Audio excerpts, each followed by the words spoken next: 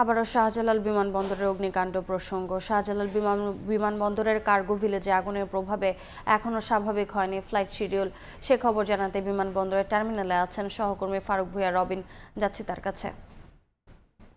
রবিন, শাহজালাল আন্তর্জাতিক বিমানবন্দর শাহজালাল আন্তর্জাতিক বিমানবন্দরে গতকাল কার্গো ভিলেজে যে অগ্নিকাণ্ডের ঘটনা ঘটেছে তার কিন্তু বহুমাত্রিক প্রভাব সেটি কিন্তু আমরা এখনও লক্ষ্য করছি। বিশেষ করে যদি বলতে চাই যে গতকাল আমরা কিন্তু যেটি দেখেছিলাম যে কার্গো ভিলেজে আগুনের ঘটনায় যে বিমান চলাচল বন্ধ হয়ে গিয়েছিল, যদিও পরে রাত 9টা থেকে সেই বিমান চলাচল যে কার্যক্রমটি সেটি পুনরায় চালু হয়েছিল, কিন্তু এর 12 ঘন্টা পরও আমরা যেটি দেখতে পাচ্ছি, অর্থাৎ বিমান চলাচল শুরু হওয়ার প্রায় 11.5 ঘন্টা পরও আমরা কিন্তু তার যে প্রভাব সেটি লক্ষ্য করছি।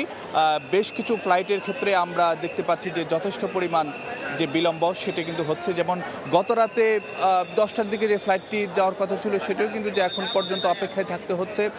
সেই ফ্লাইটগুলো কিন্তু এরকম কয়েকটি ফ্লাইট কিন্তু এখনও পর্যন্ত যেতে পারেনি, এমনটাই কিন্তু আমরা দেখতে পাচ্ছি।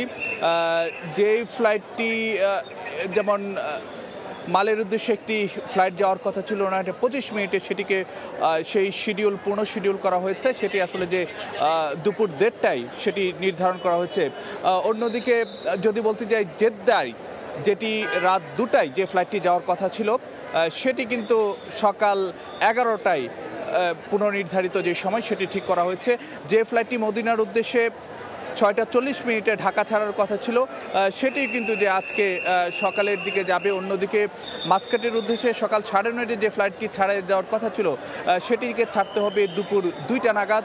অন্যদিকে ব্যাংককের উদ্দেশ্যে সকাল 10টায় যে ফ্লাইটটি ছাড়ার কথা ছিল সেই ফ্লাইটটিকে সময় পুনর্নির্ধারণ করা হয়েছে, সেটিকে আসলে যে যেতে হবে